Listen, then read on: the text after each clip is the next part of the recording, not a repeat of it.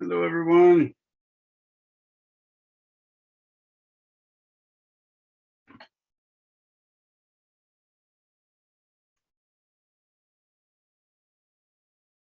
Hello. Just waiting for other people to straggle in. I do have a question once we get everybody in here.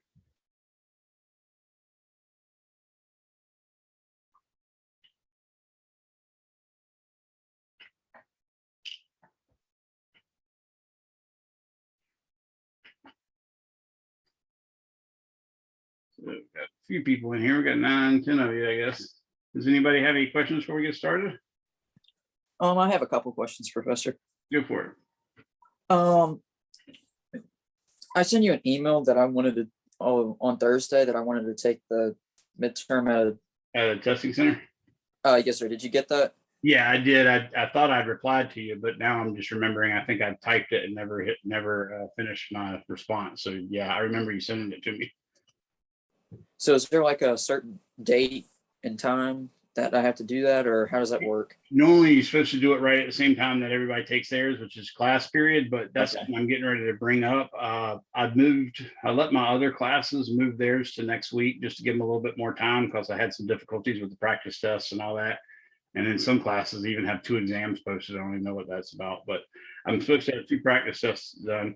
So I thought I'd ask you guys if y'all want to go ahead and hold it Thursday, or if y'all want to do it on Tuesday instead. I like Thursday better because I have lab on that Thursday.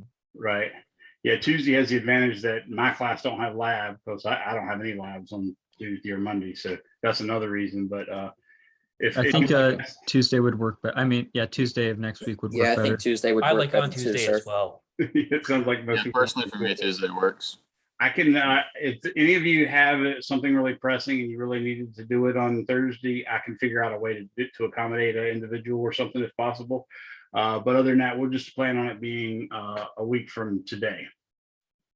I also have another question Go for it. about homeworks. I think it's like chapter 10, 11, and Yeah, they were being graded. 36, I believe. And that includes the homework and the conceptual. Yeah, they're not, we haven't started covering those yet, so don't worry about any dates on that. Today, we're going to finish up chapter 8 and start into chapter 9. So chapter 9 is sometime today, should be expected to be properly dated if it's not already, but nothing beyond that. So Okay, don't worry about deadlines on those. Yeah, I just made the assumption that it was, since we didn't cover it, not to do it. So I'm glad I assumed. Yeah, I never can tell what I'm going to do at any particular time. I used to set the dates on before the first day, and then I've changed them so much it was just a pain. So I decided to stop doing that because I was doing all my work twice. And sorry. You go ahead. I was gonna say, since I'm gonna be doing the midterm at a testing center, do I need to take that Respondus midterm, Professor? No, you do not have to, but you would be crazy not to, because that's the one version of the test that I will let you actually see the correct answers as opposed to just what you got wrong. So I would still take it if I was you. Okay, I thought you could only take it if you had the Respondus. Or you have to download that, and they give it to you the instant you start taking it. That's the first thing you have to do is download something. Is that a problem? You can't actually do the Respondus with your browser as it is, or? Yeah, I don't think it's going to work. Okay. Yeah, give it a try. If it doesn't work for you, I'll take a screenshot of someone else's Respondus test and at least let you have a copy of that. Okay. Okay. All right. And someone else could do that as well. If anybody wants to give them a copy of it, if he doesn't work out, maybe your lab partner or something. Also, if I'm correct, the Respondus practice midterm, I think has a cutoff date of tomorrow night. So if we're moving back to Tuesday, can we also move that back to Sunday or something? No, I'm going to keep that this soon because I really wanted y'all to have already taken it. Just because I need to get y'all to work out the difficulties regarding the lockdown browser and all that stuff well in advance. So I don't want to move those at all. I have to keep, and I hope I left the date on the 13th, but you recall it was the 12th. It is on the 13th. That's good.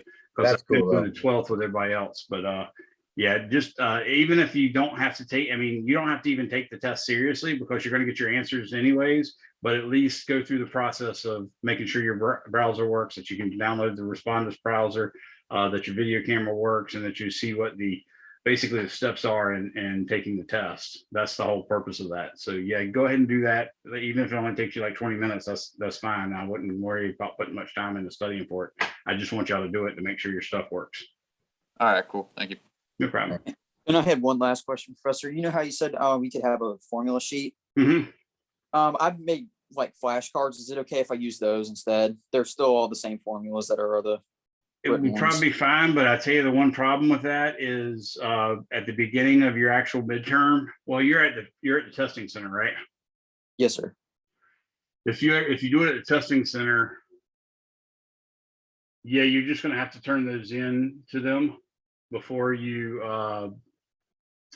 Well, actually, you have to turn those into them at the end of the test. That's the only thing, because I've got to be able to see it exactly which ones you put on there. But it would be a lot easier, of course, if that was just 1 page or 2 pages as opposed to. Okay. So I'd have to turn them in. Okay. Yeah, and either way, you gotta get them to take a photograph of them and email them to me, or turn them in when you're done. That's the downside of getting it proctored on campus. If you lose them, but if you maybe you can convince them to let you to take a picture of it and send it to me. That would be acceptable. I'll put that in my request. Okay. Okay. Professor, quick Thank question. you. Yeah, go for it. Reese? With the midterm being our respondus, it'd be taking place in a normal time when you take class, right? Yeah, so you're not going to have class that day.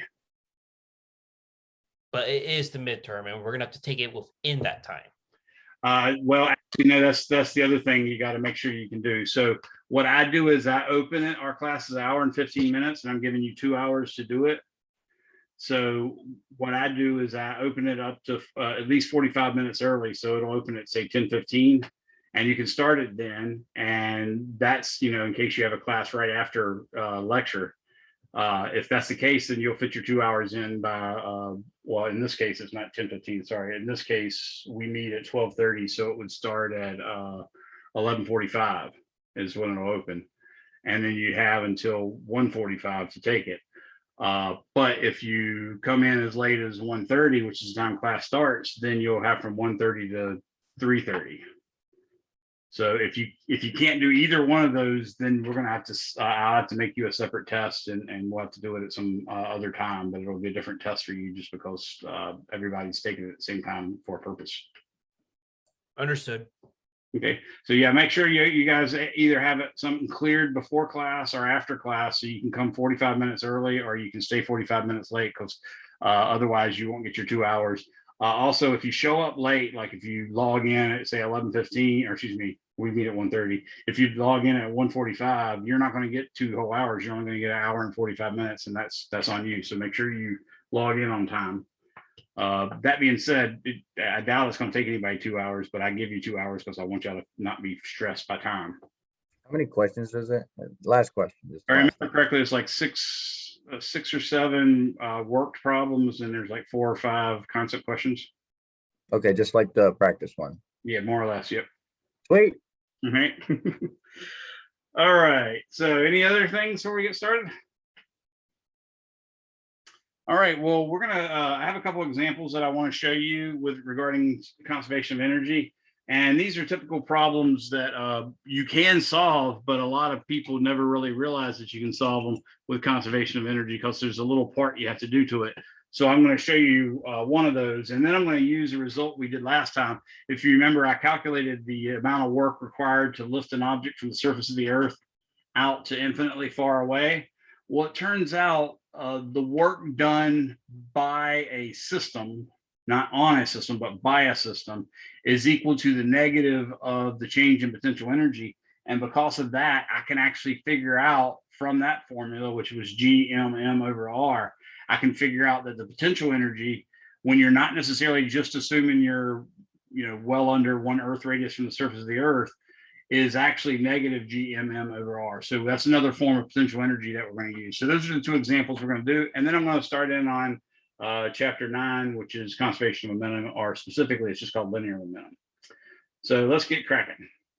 All right, so let's imagine a guy with a golf club is on a cliff.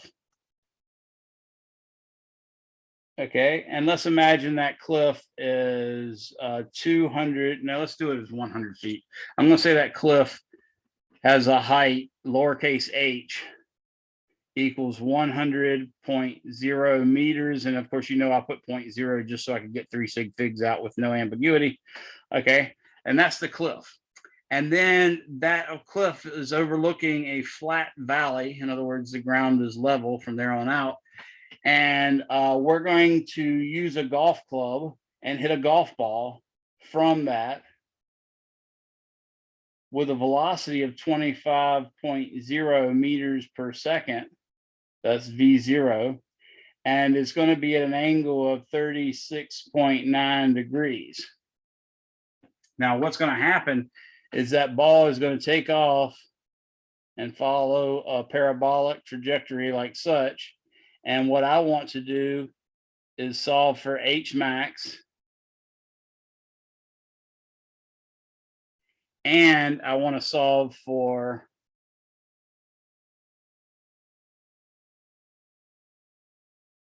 V final. And I'm going to put a vector symbol over it because I want to actually know the vector final velocity, not the speed. The speed's easy, but to get the vectors a little bit more details. And that's sort of the whole point of what I'm trying to do with this, to show you that though conservation of energy allows you to get out of dealing with vectors in a lot of cases, it doesn't completely get you out of it. So remember my conservation of energy equation. And I told you can use this even though it's not in your book, or much less numbered in your book, is U initial plus kinetic energy initial plus work in is equal to U final plus kinetic energy final plus work out plus energy loss. Now, in principle, I want to reiterate that you can have any number of terms like work in on this side. You just need to make sure that you count each source of energy or work that you put into the system exactly one time, and they all go on this side.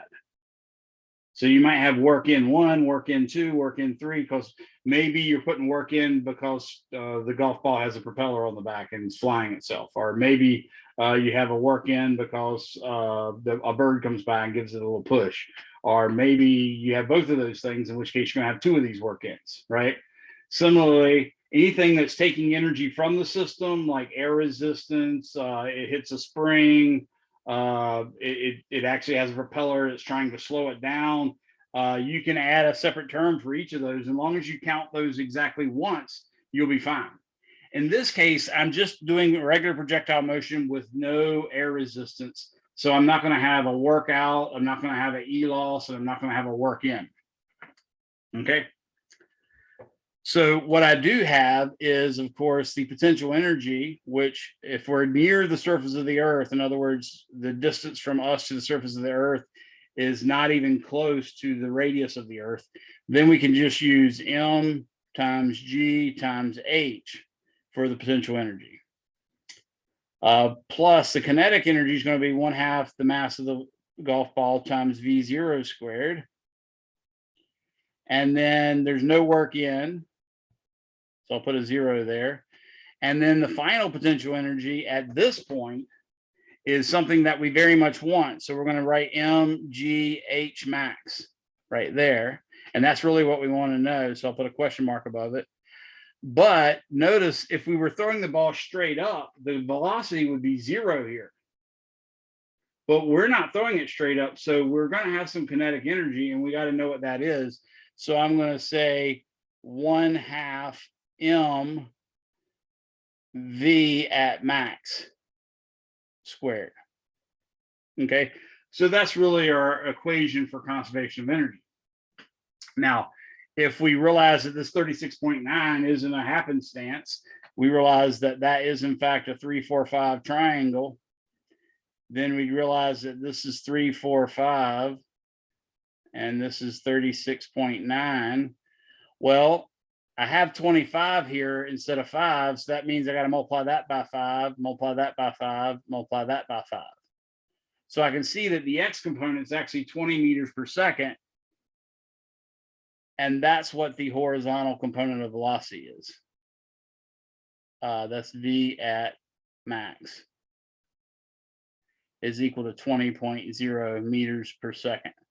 Now, in principle, we can solve this with kinematics. And in fact, I'm going to show you exactly what we use. The equation we use for kinematics instead of conservation of energy, if we wanted to just use kinematics, we'd use V squared is equal to V0 squared plus 2A, and then that'd be H max minus H0, or just plain H in this case.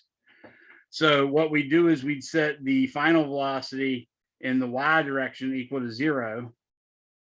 And then we'd say, okay, well, this would be 0 is equal to V0 vertical squared plus 2 times negative 9.80 meters per second every second times H max minus H. And of course, this would be, since 3 times 5 is 15, from that, we know the vertical component of velocity is that. So I'll say 0 equals 225, that's 15 squared, meters squared per second squared, minus 19.6 meters per second squared times H max minus 100.0 meters. So H max would actually equal 225 meters squared per second squared under 19.6 meters per second squared plus 100.0 meters. This gives you 111.4796 meters. And of course, only 3 of those are good sig figs, so I'd put it there. So that's kinematically what we get. Now we're going to show you that you don't, you're going to actually get the exact same equation, even though you're using conservation of energy methods. So with this, I'm going to go ahead and first notice that all the masses cancel out.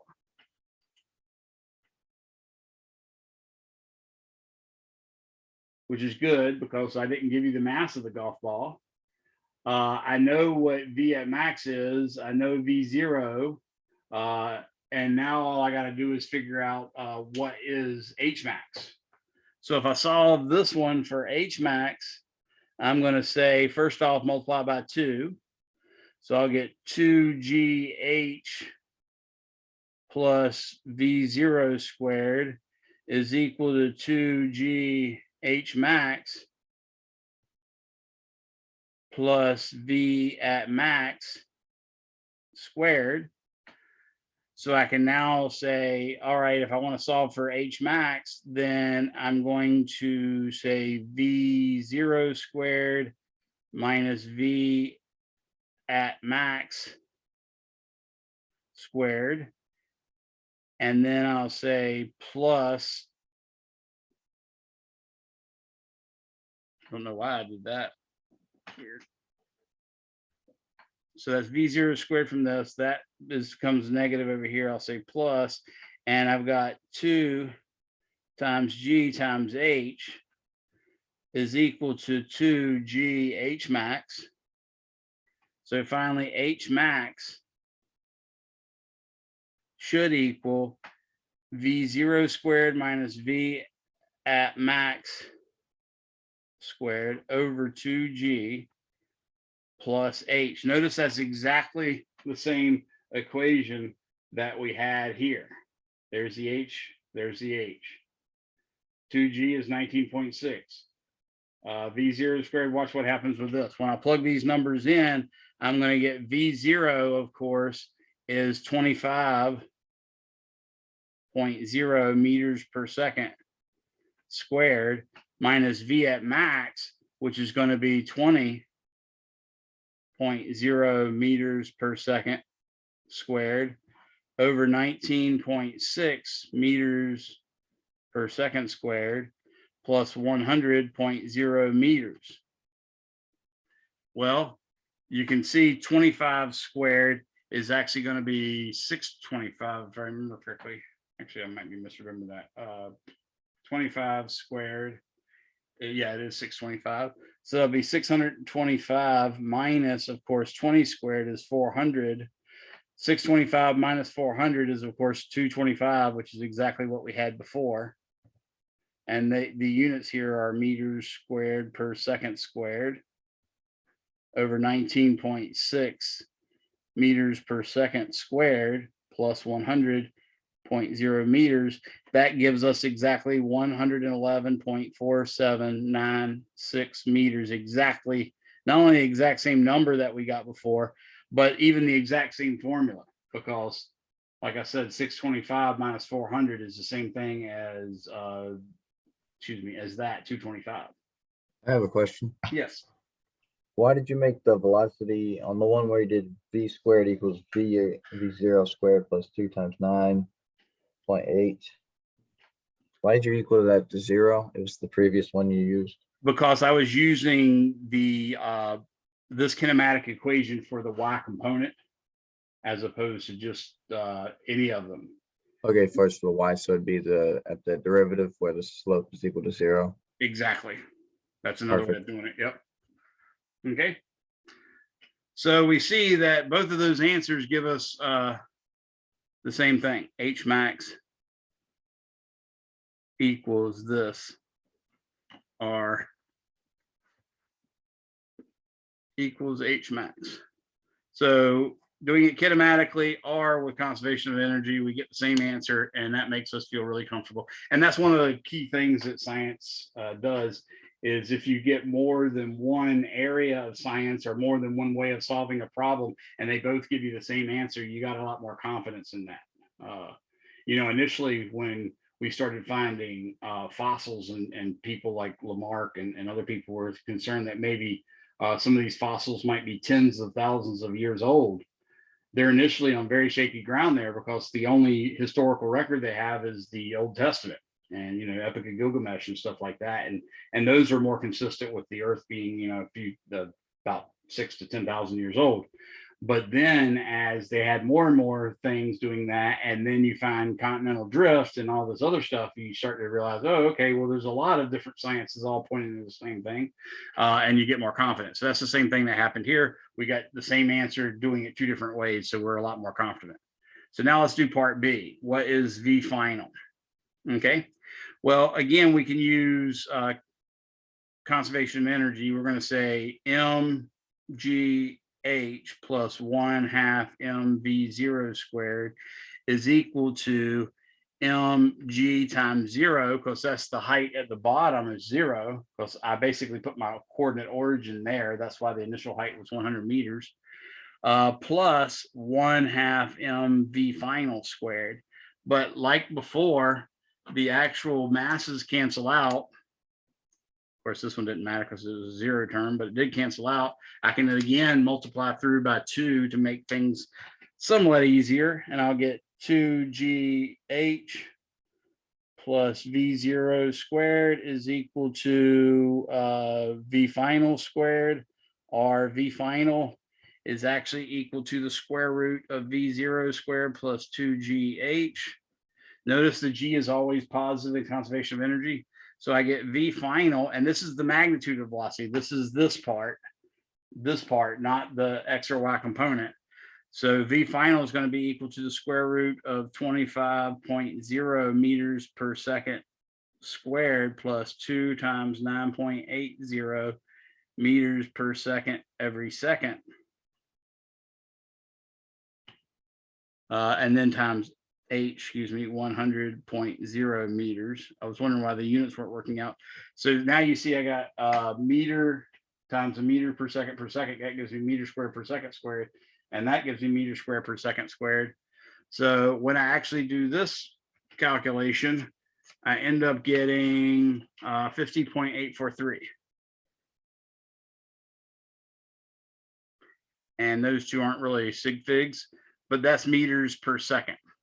Okay, now what that means is if you imagine the final velocity being, say, at this angle, that hypotenuse would be 50.843 meters per second. But remember, the X component doesn't change at all because it's no air resistance in it. So this component is going to be the same 20 that we had before. And this component is going to be something else.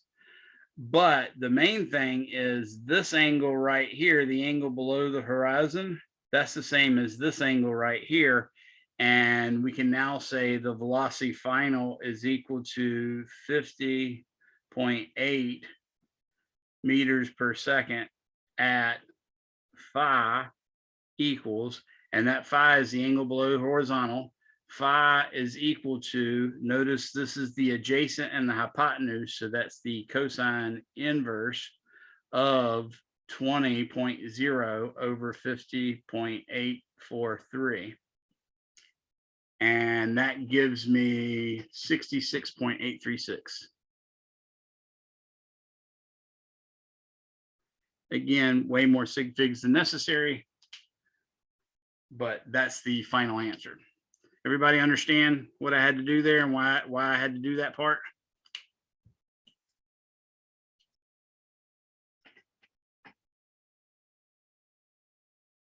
What did you put Yes, for sir. the height?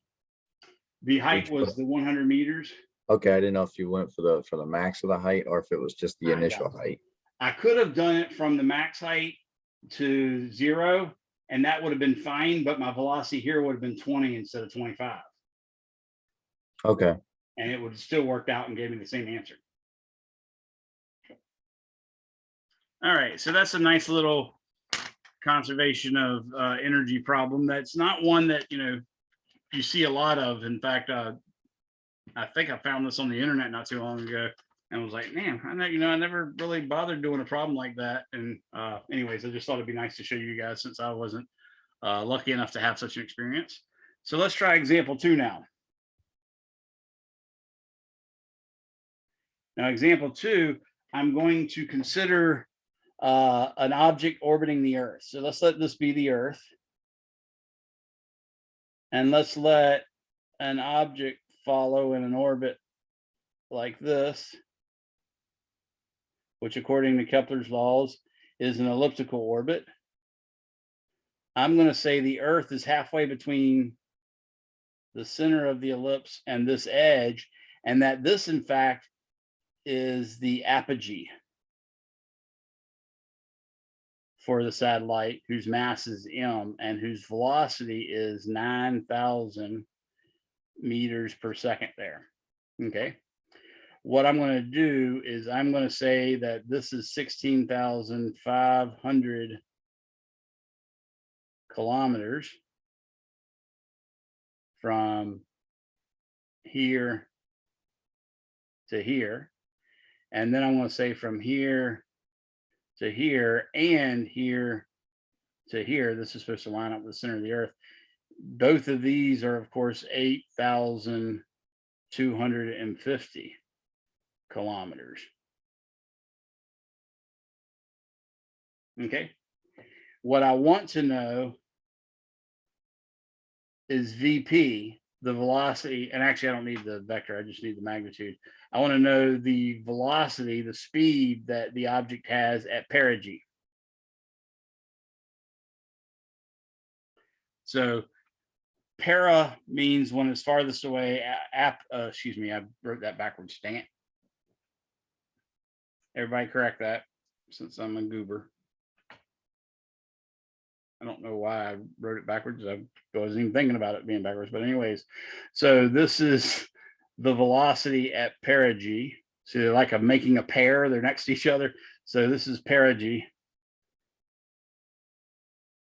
And this one's apogee. I don't know why I wrote that backwards to begin with, but anyways, I'm glad I caught it and made the change. But perigee means when you're closest to the planet you're orbiting or the object you're orbiting. In this case, it's Earth, so the suffix is G, as in geo. Okay, and the farthest point is apogee. Again, G as in geo or geography or something like that. In the case of the Earth being closest to the sun, this is called perihelion, and this would be called aphelion. You could also do paramoon and or paraluna or apolluna, something like that, or parasis Paropsis and Aposis or something like that. Kerbal players might know that. Kerbal, I think it's called Kerbal Galaxy or whatever. But anyways, so that's what we're going to do. We're going to try to use conservation of energy to figure out what this speed is here. Okay. Now, what I'm going to tell you is if we go on the assumption that work done by the system is equal to the negative of the change in potential energy of the system, then that tells us U for any distance r would be negative g mass m. In this case, we're going around the Earth, so I'm going to put this as the symbol for the mass of the Earth over r, where r is the distance you are away from the center of mass of the Earth. So that's the general potential energy function. If you do what I did before and use this, you'll get this negative answer, and that's the actual right potential energy. So in our potential energy formula, UI plus Ki plus work in, which we're going to take as 0 here, is equal to U final plus K final plus work out, which we're going to take as 0, plus E loss, which we're going to take as 0. We can just say, all right, well, initially the satellite is here, so it has an energy G, M, and I'm going to call this R sub P for R perigee. Okay, so times the mass of the Earth over R perigee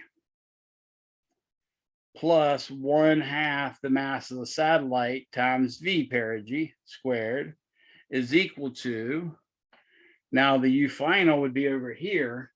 And if you look, this is 1 radius of the perigee, this is 1 RP, and this is 2 RP. So this should be a total of negative GM over 3 RP. Everybody see how I got 3 RP there from the diagram?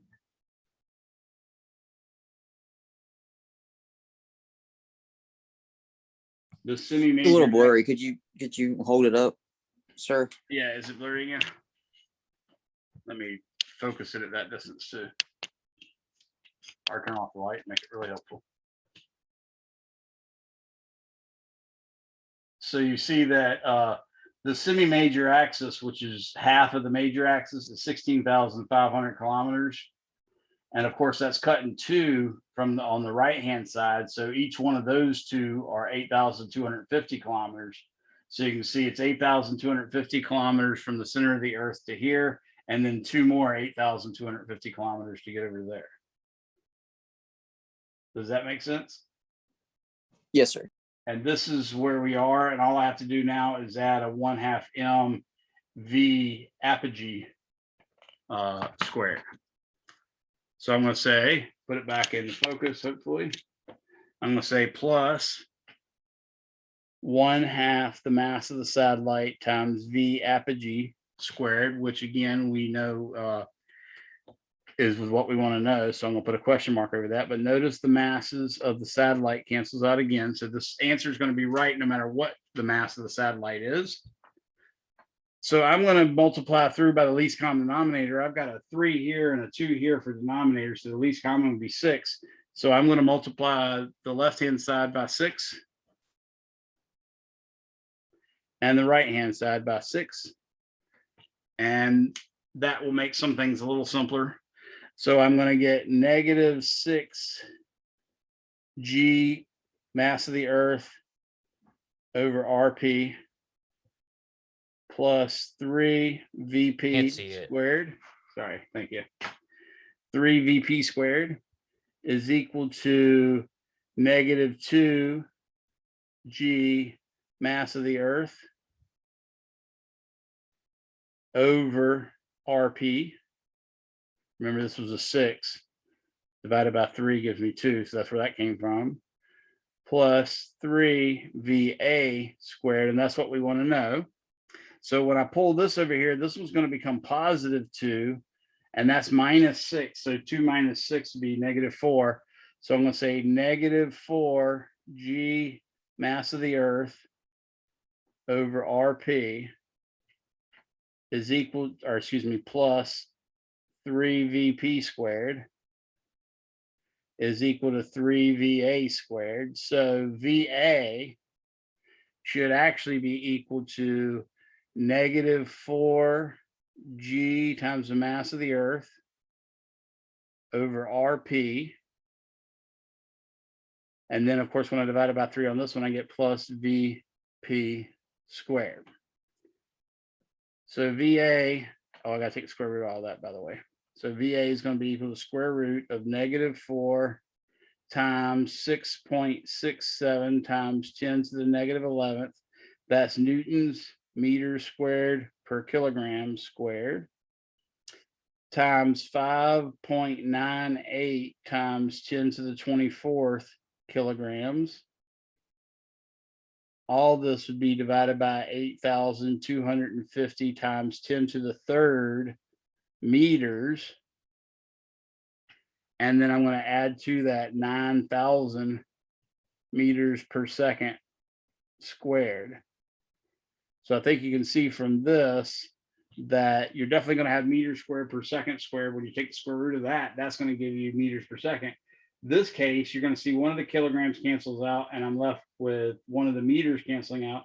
So I get a Newton meter per kilogram. Well, a Newton, 1 Newton is 1 kilogram meter per second squared. So I have a Newton times a meter divided by a kilogram. Then that means kilograms meters per second squared is the Newton. And then I've got a meter here, and then I got a kilogram here. And you can see what happens is that kilogram cancels out with that kilogram, and this meter multiplies to give you meters squared per second squared. So everything works out unit wise. When I actually get this, I do this calculation, I get the square root of 16.537 times 10 to the 3rd. I think there's times 10 to the 6th, excuse me, meters squared per second squared. And that gives ends up giving me 4.067 times 10 to the 3rd meters per second. So just like Kepler's third law suggested, the planets sweep out equal areas, and or Kepler's second law, excuse me, sweep out equal areas in equal time, because over here, if this took, say, 3 days, that's a short area, and this one's going to be a much longer line, so it's got to be even narrower. So this would take like 3 days. So clearly you're going a lot slower here, because in 3 days you covered that distance, whereas in 3 days you covered this distance. So this should be a lot slower, and that's exactly what we got. We got 4,070 meters per second versus 9,000 meters per second. Any questions on that?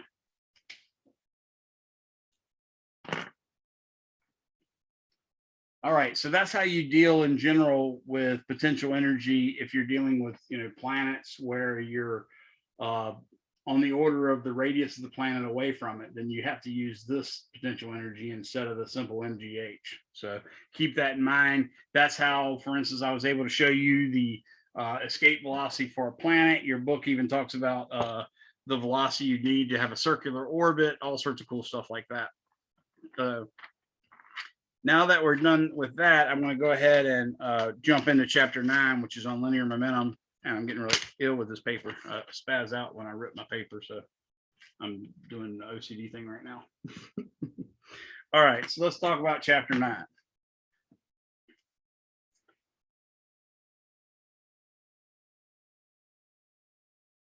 Linear momentum.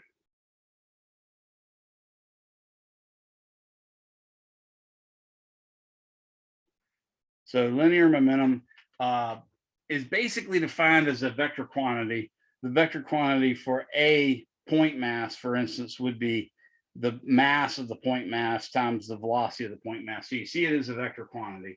You can see that its units are equal to kilogram meter per second. which I think you can realize is also related to the Newton, in that the Newton is kilogram meters per second squared. So it's actually 1 meter less than that. So it'd be a Newton second per meter. Yeah, Newton second or something like that. Second per meter, that's what it is. But generally we just use kilogram meters per second. So don't worry too much about that, but that's really the unit. And for this, I want you to understand that Newton initially, when he writes his Principia, which, you know, I have a copy of it over here. I would pull it out right now, but it'd take me forever to find the actual one. Well, let's do it. So here's my copy of the Principia. Notice I'm pronouncing that C like a K. That's the nature of Latin, is there is no soft C as in Principia. It's only Principia. But if you turn over to this, tells about this stuff, structure of the book, no, motion of bodies, system of the world. And what we want to look at is Newton's second law, which we've been writing as basically F equals ma. But I've been specifically saying that it's the sum of all the forces is equal to mass times acceleration. And we've even decided to treat acceleration as d2x over dt squared. This is the part about gravity. Here you go. So this right here is what he came up with. F is equal to some constants times the derivative of m times v with respect to time. And this constant really depends on the units. Ultimately, experimentally, once we decide on our units, that k can disappear and it ends up becoming just dp dt. So that's what Newton actually wrote, was that not F equals ma, but specifically he wrote, I'm going to write it with my notation. Remember, the total force I wrote as a sigma F, which is the same thing as F net. Well, he didn't write it as ma, he wrote it as dp dt. If you have the special case where p is just equal to mv and m equals a constant, then F would just be m dv dt, because m being a constant means you can pull that out in front. So this is actually the more general form of Newton's second law. It's F equals dp dt. Now, if you consider for a second that the summation of the forces, which is equal to also F net, if you assume they're equal to 0, in other words, the total force acting on the system from everything else is 0, then you get this neat little result that dp over dt is equal to 0. What kind of functions have derivatives equal to zeros? Constant. Vertex of, Yeah, constants, right? So P must be a constant. And since it's a vector, we just have to write constant and then put a vector symbol over it. So that's what's called conservation of momentum.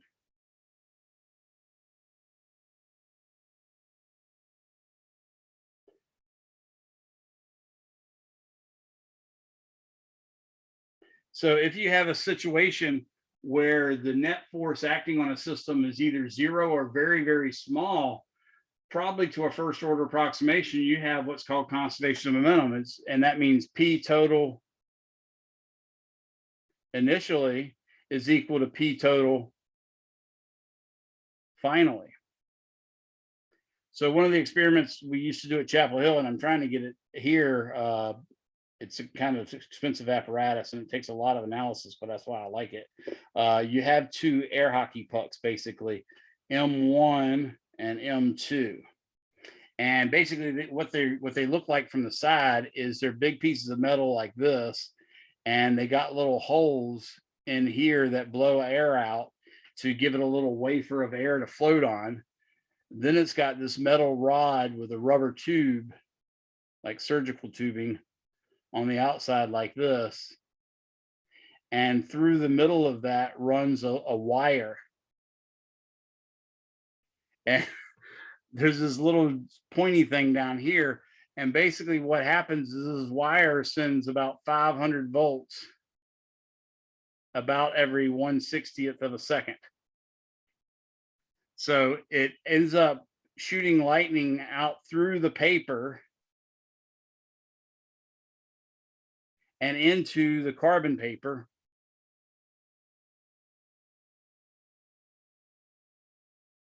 Making a little dot to indicate exactly where the mass is at each point in time. So you take this thing and you give it a push this way, and it leaves a series of dots like this.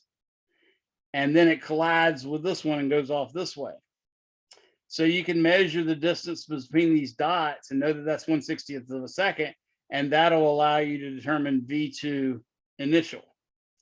Similarly, this has dots, and that would allow you to determine V1 initial.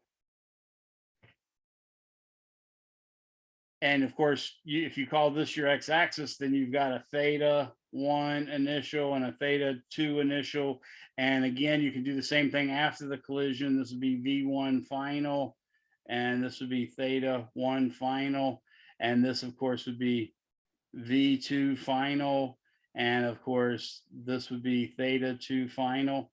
With all that, you can then check, is the total momentum before and after the collision the same? And you find out it is. The fun part is if you happen to be holding these when you turn it on, it shocks the crap out of you and you drop them, and it's very exciting. I really enjoy students experimenting with that.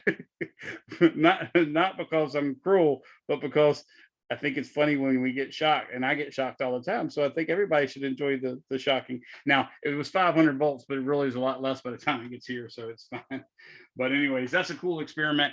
And it's a case where you can see that Newton's law doesn't necessarily just apply to one body. It can apply to a whole system. So when you go to apply it, you have to figure out, what is my system? So if you're like talking about a kid pushing a box across the store, if you want to know the force that the kid puts on the box, then you have to treat the box as one system and the kid as another system. However, if you don't know that force that the kid puts on the box and you don't need to know it, then you can treat the kid plus box as one system, and it has a single mass. So you can do all this stuff. And what you'd end up finding out is there is a M1 times V1 initial cosine theta plus M2 V2, or actually I should say minus, because the X component is actually going to be a negative for the M2, minus M2 V2 initial cosine theta, and this is 1 initial and this is 2 initial, like that. That's got to equal M1 negative V1 final cosine theta, or 1 final, and plus M2 V2 final cosine theta 2 final. So that's just the X component. And then you have the Y component. That's got to be true too. So you got M1 V1 initial sine theta 1 initial plus M2 V2 initial sine theta 2 initial is equal to M1 V1 final sine theta 1 final plus M2 V2 final sine theta 2 final. So all of this has to be conserved. That's basically saying, hey, all these numbers multiplied and all these numbers multiplied and then added or subtracted in this case, this side must equal that side. That is conservation of momentum. And you can even test, is kinetic energy conserved? So you say, is kinetic energy conserved? And that's actually a much more stringent test. In this case, you'd have 1/2 M1 V1 initial squared plus 1/2 M2 V2 initial squared equals, put a question mark over it, 1/2 M1 V1 final squared plus 1/2 M2 V2 final squared. Does that actually work? If it does, then kinetic energy is conserved. Kinetic energy being conserved, if true, which it's not, by the way, if true, then the collision is said to be elastic. So that's a vocabulary word for you for this class. So an elastic collision is one in which kinetic energy is conserved, and inelastic collision is when some part of the energy, the kinetic energy, is lost. And then there's another scenario. So let me bring you to example 3.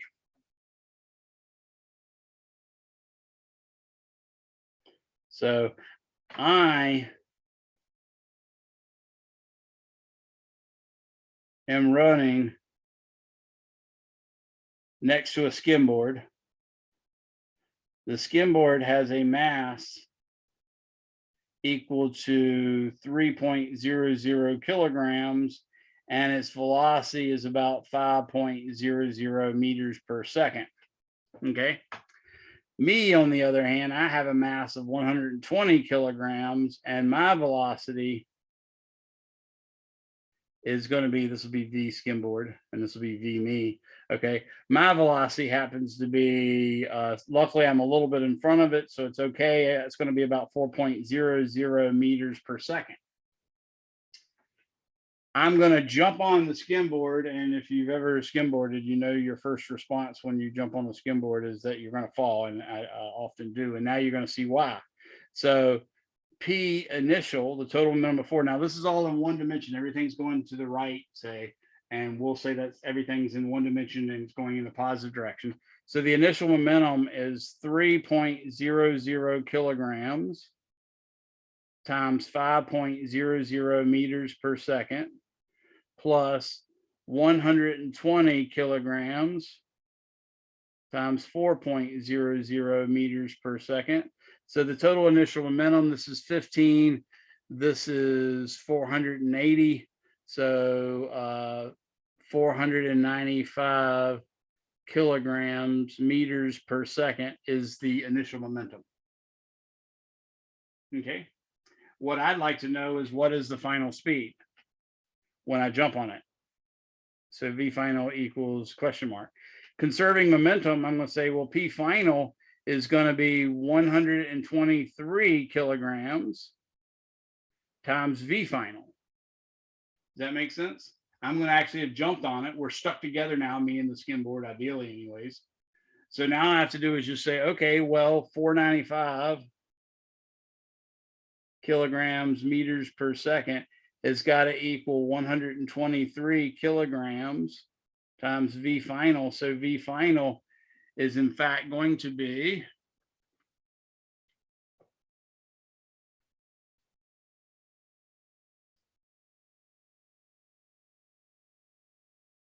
divided by 123. And I get 4.024. That's 1 extra sig fig meters per second. So yeah, I usually fall forward when I jump on the skimboard, and the reason is obvious. Clearly, when I jump on the skimboard, if I didn't match the speed perfectly, which clearly I didn't, then the skimboard slows down to about the speed that I was going because I'm so much heavier than the skimboard. And I, of course, had planned on going the speed of the skimboard, so I'm leaning with that sort of idea in mind, and boom, it goes much slower. So I flip over the front and often come up with a lot of sand in my hair. So that's a very typical type of physics problem you can solve. And this is called a perfectly inelastic collision. So perfectly inelastic collision. Whenever two objects stick together, that's perfectly inelastic collision. And it's a kind of a special collision because in something called the center of mass frame, so there's a center of mass frame. And really what it means is that the net momentum of the system is 0. So basically you're moving along some frame where you're sitting at the center of mass. Well, the net force on the system should be 0 at on the center of mass. So if I weigh, 120 and I'm moving at 4, then my momentum has to be the same as the momentum of the skimboard. It would be moving towards me, for instance, with a mass of 3.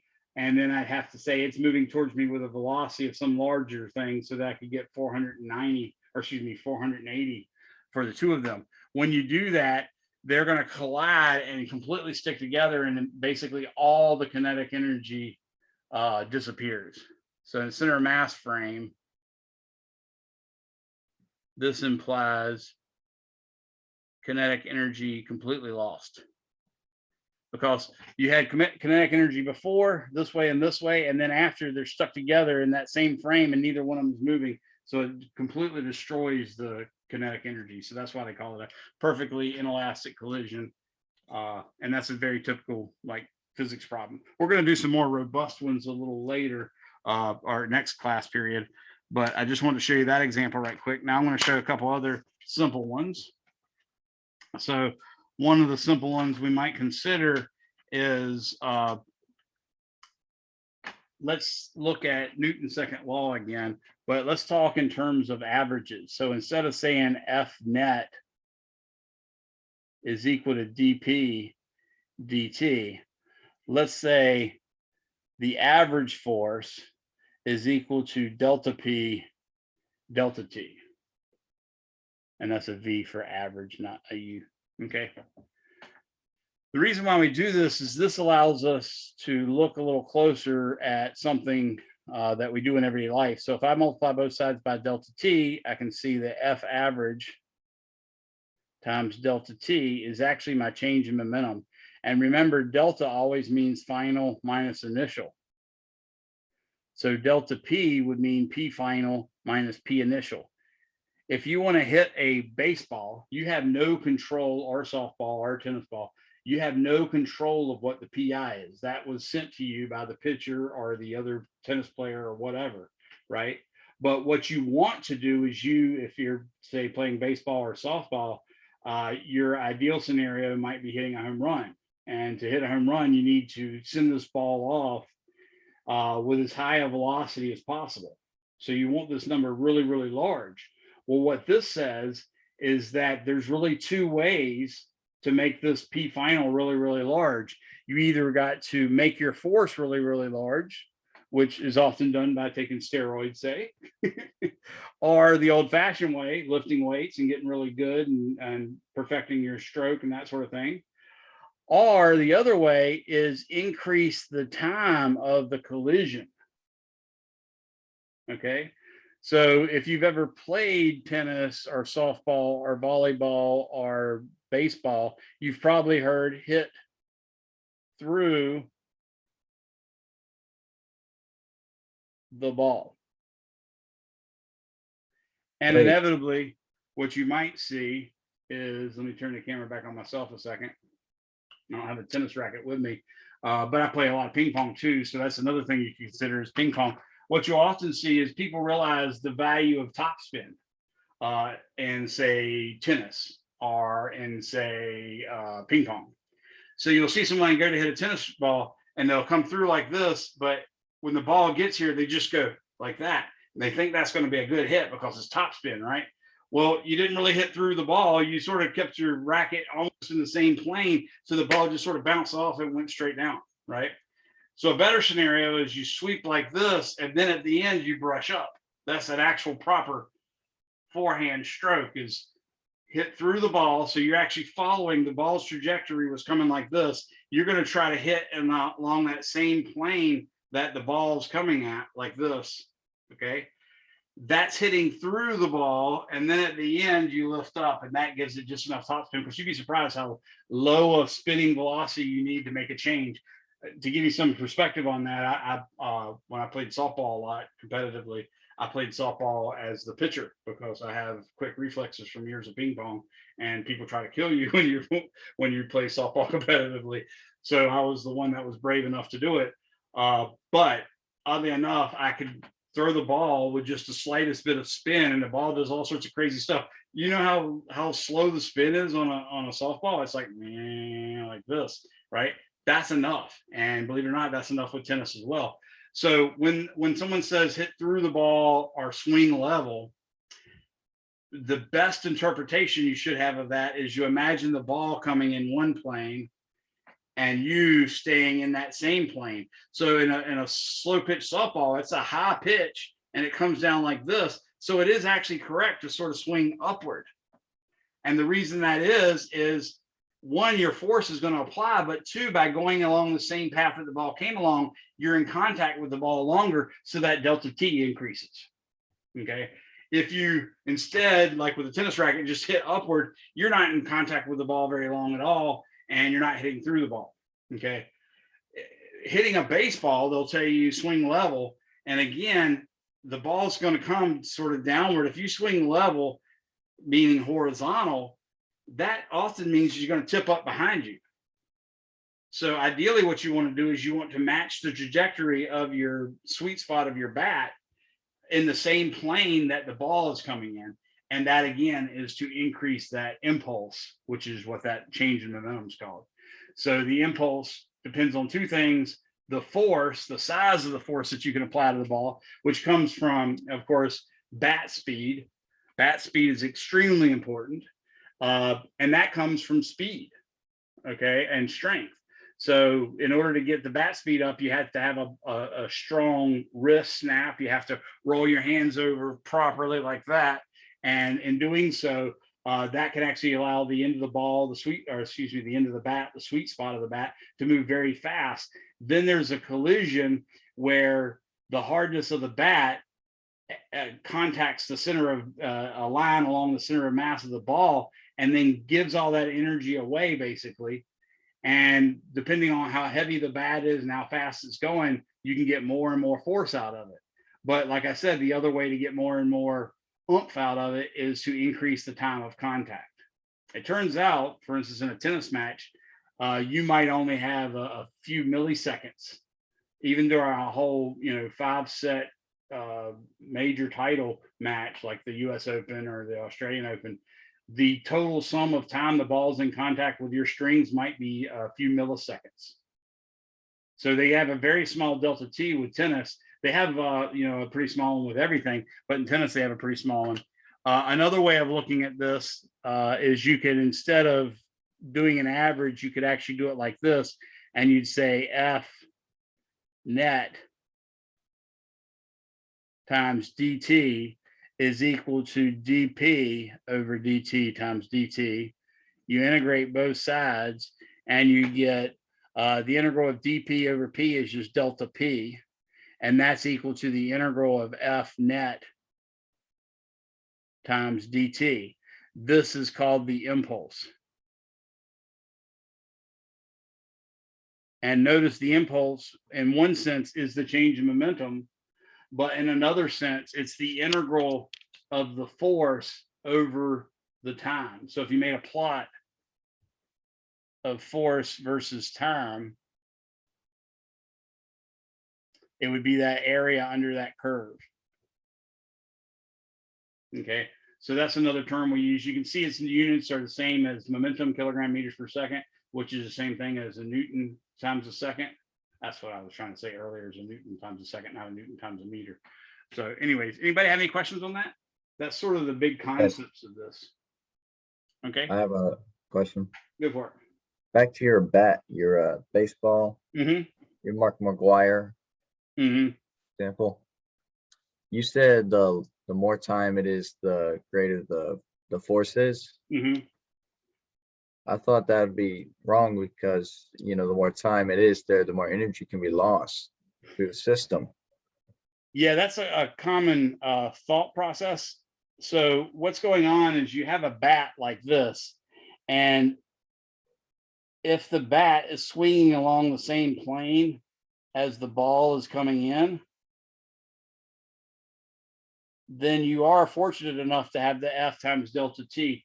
The change in momentum is really what has to happen, because the ball's coming in with a huge velocity and a huge mass. The ball comes in at 100 miles per hour, and then they've got that P factor that you can get on your bat, where it'll be like 1.2 or 1.4, and that basically says, hey, this bat's got enough spring or pop in it that it can send it back with 1.2 to 1.4 times as much speed as it came in on. Well, the only way you can do that is maximize this amount of time. And for instance, if instead you're out of the plane, like the ball's plane is here, you're going to knock it down for one thing, but the other thing is you're going to cut the contact time. But yeah, a lot of people think that because it's in contact with the ball longer that you're losing more energy. In fact, it's the other way around. You can't get enough energy applied to the ball unless you're in contact with it long enough. You can imagine it by just comparing a bunt. A bunt is made by the bat not moving much at all, or if the bat moves, it's moved to direct it down the third baseline or first baseline or something like that. So if the bat was perfectly still, then the ball would come in, hit it, and fall straight down or bounce straight back like this. So that's sort of the extreme. And since the extreme says that minimal amount of time gives you a minimal force or minimal distance, then the other extreme should give you the maximum amount. So the more contact time you have, the better.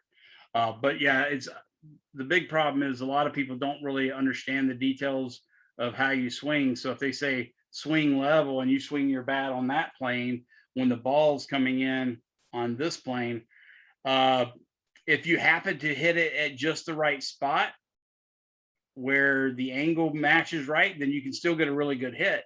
But if your plane of swing was this, then you've got a lot more error or room for error, because if you hit here, it's still going to go really high. If you hit here, it's still going to go really high. It's only when you start to get around here that it's just going to pop up. But all this around here can get a good solid hit. So, but yeah, that is an often held belief, is that the smaller amount of time would require or would take less energy away, hence is better. And I've even heard people say that, you know, a glancing blow with a pitch, with a punch, is better than a forceful blow through the person. But I would tell you to watch Tyson Fury if you want to see what a real punch looks like. Or Dante, what's his name, Weathers, I forgot his last name. That dude's a beast too, but he just lost 5 times in a row to Tyson Fury. So obviously Tyson Fury's got something going on. But yeah, if you watch their punches, the big punches don't just glance off of them. Those will leave cuts, but the ones that knock them out is when it's a really solid punch where the contact time goes completely through the head. Okay. Right. So you're saying contact time's good for more force. Is it possible to calculate how much energy is being transferred per second in that in that time? Yeah, and there's a lot of papers that have been written about that. I would say do a search for physics of sports. Physics of sports. I'm really interested in the sports part. I'm actually Or baseball. I want to know about the actual physics behind it. Sounds kind of interesting. Yeah, it's really cool stuff, and it actually, sports is one realm, so you can see how the impulse of a bat is improved by longer contact times. The same thing with the tennis racket, but it also applies to things that are maybe more important, like if you're trying to defend yourself when someone attacks you and you want to punch them, you need to understand the same physics there as well. That's all where that comes from. Now, the energy transfer is another beast. But there's, if you look in kinesiology, that's the study that they do. That's sort of like physics for physical education majors. Kinesiology. That's the study of how your body implements physics. So they've got it basically where a hand weighs, let's say 1/34. Let's say the hand weighs 1/34 the mass of the human, and then they'll say like the forearm is let's say 1/8 of the height of the human, something like that, and its mass is say 1/25 of the mass of the human. In kinesiology, they break all your body parts up that way, and then that's where you can piece by piece figure out how energy is transferred. You'd have to do the same thing with a bat. You'd see that the bat goes from sort of like this to this, and you'd have to check what is its velocity here, what's the velocity here. That would tell you how much kinetic energy is lost between hitting the ball, which was right here, say, and then the ball leaving. That's how you'd calculate how much energy has been lost. Then you could say, okay, well, that happened over however much time this is from here to here, and that would give you the time amount, and you could just calculate, for instance, the power delivered to the ball. So yeah, all that stuff can be done that way. It's just it's mostly an experimental science because we can't cut up the pieces small enough. When we do try to analyze this stuff, we do sort of like the kinesiologists do, is we treat everything that we're dealing with like a bat. We treat a bat as a series of little blocks glued together, or maybe connected together by springs, and then see what each part can contribute. That's the way you do the analysis. But it really is any of these areas where we talk about, when you go to apply it to a certain thing, you get closer to the experimental science and closer to engineering. That's what engineers do, is they apply specific physics to a very specific narrow problem, meaning one that has a very narrow field of application. All right. Okay, well, one other problem I wanted to show you is let's calculate what force is required for a tennis racket to hit a tennis ball and in fact deliver 120 mile/hour serve. So this will be example 4, I think. Either way, it doesn't really matter. So the mass of a tennis ball is equal to about 0.0590 kilograms. In other words, it's about 59 grams. The national federations do things like define the weight of a tennis ball, and they'd say it's probably like 58 grams up to 61 grams or something like that. So I just grabbed a near figure. And we want to say V initial is equal to 0, but V final is equal to 120 miles per hour. This was in the 90s when Pete Sampras won his first US Open. I was a big Agassi fan and a big Thomas Muster and John McEnroe fan, and all of those people were there. And McEnroe and Muster were the only people that took Pete Sampras to 5 sets. Agassi got creamed in the final set, in the final round, 3 straight sets. But this was the maximum speed. Like Sampras every now and then would hit a 125 or a 130. Now this is the women's serve speed. So Serena and Venus Williams are hitting 120, 130s, and men can hit 140s now. I'm sure there's some women that can hit faster too, but still. So we know that the velocity of 60 miles per hour is 26.8. So we're going to say this is about 53.9 meters per second. And what we're going to say is that the ball only has a contact time, delta T, equal to 0.00300 seconds. So that's 3 milliseconds, basically. Okay. Or excuse me. Yeah, 3 milliseconds. I thought I said microseconds for a second there. So what I'd like to calculate is F average is equal to what? Okay. So according to F average equals delta P over delta T, delta P, which equals P final, which is MV final, minus MV initial, that's all 0. So this is just going to be 0.0590 kilograms times 53.9 meters per second. That gives me a final momentum of 3.1624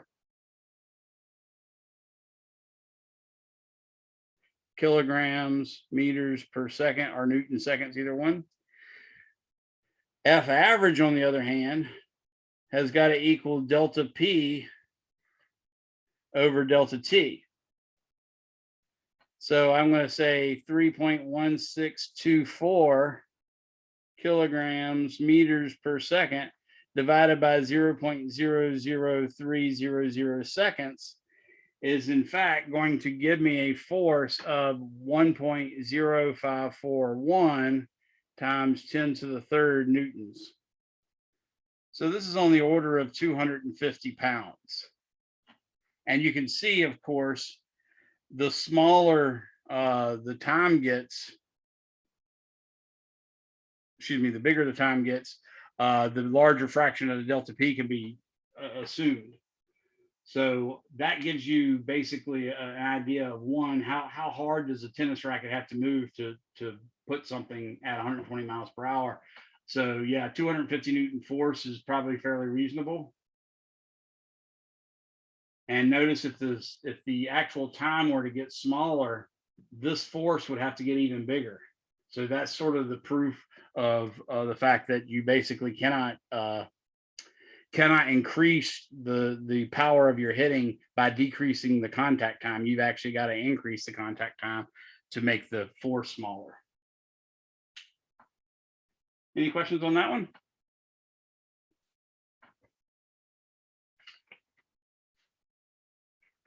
All right, one more thing, I guess. Yeah. So there's another inelastic collision. This will be example 5.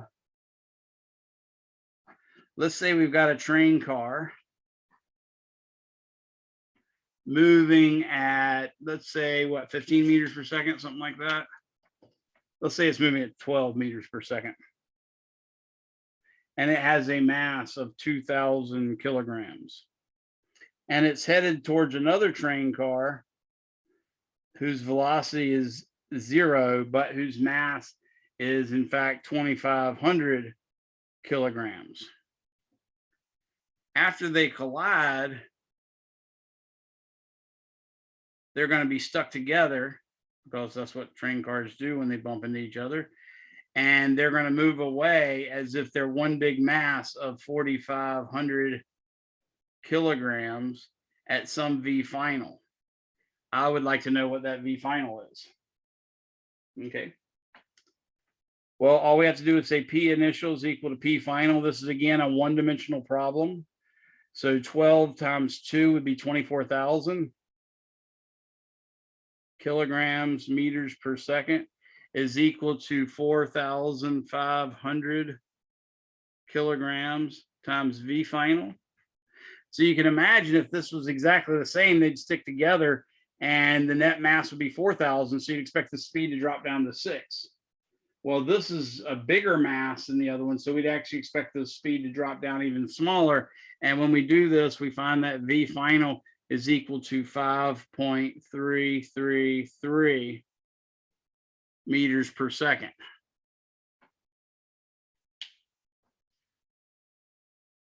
So that's a very, again, typical type of problem. When we study rotational motion, we'll even learn that there's a natural analog to this conservation of momentum, and it's called conservation of angular momentum. And in that case, that'll be like dropping putty, say, on a record player, and you'll see that the record player will in fact slow down because the putty was initially not moving. This is the same way. The train was rolling at 12, but it ran into another train that was not rolling, so it slowed it down. And I think that's a pretty good set of examples. You're free to go. It's 1:45. Anybody has any questions, of course, stick around. I'll answer them. Other than that, you're free to go. Remember, our test has been moved to Tuesday. Is there a chapter 9 homework due this weekend?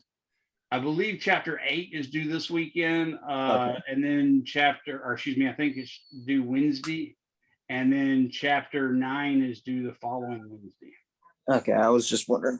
Yeah, And when I'm doing a formula sheet for the midterm, I'm can not you, using an like- equation sheet. You can make one, and it's only allowed to have specific equations that I told you could have are just the ones that are numbered in the textbook.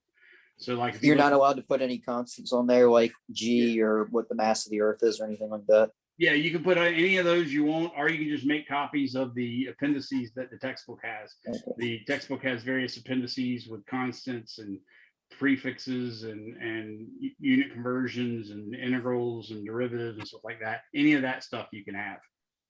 And are you allowed to like label what the variables are?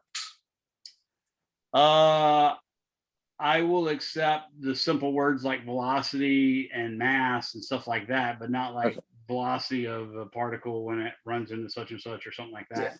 Okay. And I won't allow sentences because it's really, sometimes people will work out whole examples on their equation sheet, and that's not good. Oh, all right. Thank you. No problem.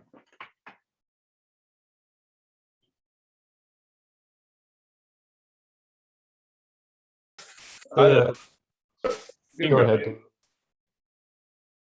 Oh, Christian, you want to go first? All right, yeah, I'll say it. Hey, Professor, did you end up getting my email and text? This is Christian Candeli. Yeah, I remember seeing something. Yeah, I kind of pulled a bonehead move the Yeah, other you said night. you missed a test, right? Yeah, dude, Yeah, I've allowed that this semester, but it's basically. I'm the not best looking for points. like mercy or anything like that. Okay, yep, that'd be great if it could be opened up like any night this week. No problem. Yeah, all I'll right. go ahead and open it up. You say it was test 3, right? Test 3, correct? Yeah, I'm so sorry that No was. problem. Yeah, All right. I woke up in the morning. I was like astonished that I did that. Yeah, No it problem. was so stupid. All right, I appreciate your help, like you All being. right, if I forget, just email me again. Sorry about that. Yeah, well, thank you. I appreciate it. Go ahead, David. I have a question on it's the last problem on the chapter 7 homework. Okay. Would you mind if I shared my screen? Yeah, you should be able to. I think I've already had it set. Thank you.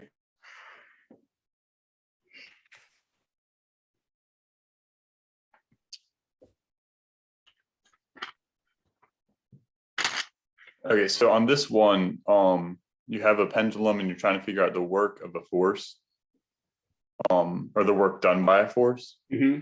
And what I don't understand is they're asking for it in terms of ML and theta, or the theta final. Uh-huh. But Determine the work done by the force F to move the pendulum from theta equals 0 to theta equals 0, theta 0, excuse me.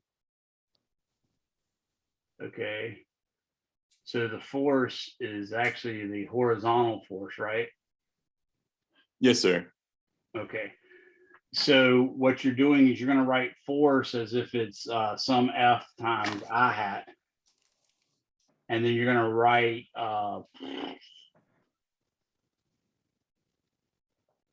that shouldn't change. That should be a constant force, but the relative direction of the motion changes. So DL is going to be like L d theta. So let me write what I'm going to say here Okay. on the pen. I think this will do it. So we've got to theta 0, basically. This is a distance L. I think I got everything I need now. So if I can steal the screen back, I'll show you on here what I think you're going to do. Yeah, there you go. So was there a mass hanging on the end of the pendulum, a mass M or something like that? Yes, sir. Okay. And what we're saying is F is this force. So F is going to be like some constant times I hat. And then this is going to go through some arc like that. So DL is going to be L d theta in the theta hat direction, which I did work out earlier. I'll do it again real quick. Basically, what you do is you have X and you have Y, and you point a R vector to some point in space. And the direction in which R increases is R hat. This is the angle theta. So that's the angle theta as well. And then theta hat would be this one.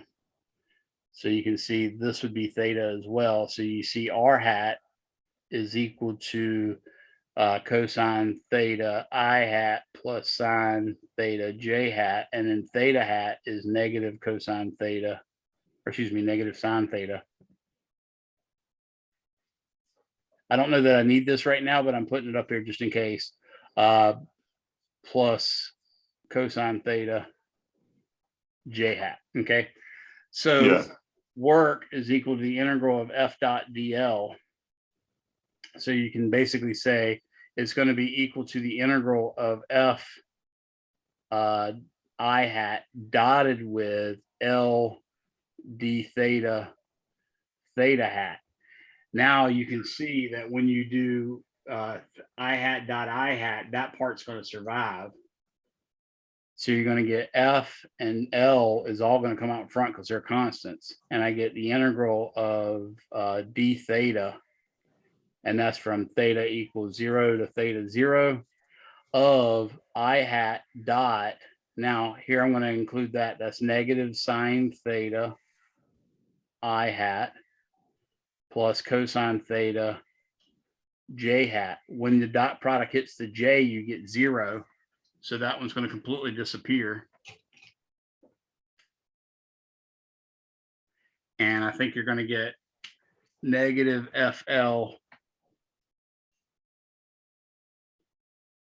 times the integral of sine theta d theta. Now, derivative of cosine is negative sine, so the integral of sine should be negative cosine. So I'll get positive f times L times cosine theta from 0 to theta 0. That should be it. So I get f times L times cosine theta 0 minus 1. I suspect that should be what they're looking for. Okay. Yeah, I'm gonna have to. You didn't necessarily have to know that Quick. theta hat, but you sort of had to figure it out from here. And you can see because at any point, the tangent vector is going to be basically in that theta hat direction. So you could have just worked it out straight as this from the get-go, even not even knowing it was theta hat. And that's, I suspect that's part of what they're trying to do. Yeah. Okay. But also, here you go. That's a way. There's also an easier way. Because remember when we carried something, one of the examples had us carrying a box and it like went upstairs or something like that. And you said the force, that the work that you did ended up becoming work is equal to M times G times H, where H was just this height. Yeah.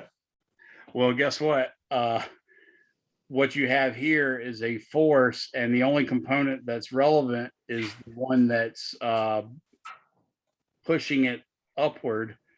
So if you take L and multiply it by cosine theta, you get just this part right here.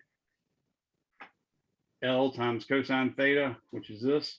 You just get this part here, and you're going to do minus the total L. And you'd see that that just gives that little bit there, and that's really the MGH that we worked with before. So that's another way you can sort of see it without having to work out through the theta hats and all that good junk. Okay. But I suspect that should work. Yeah.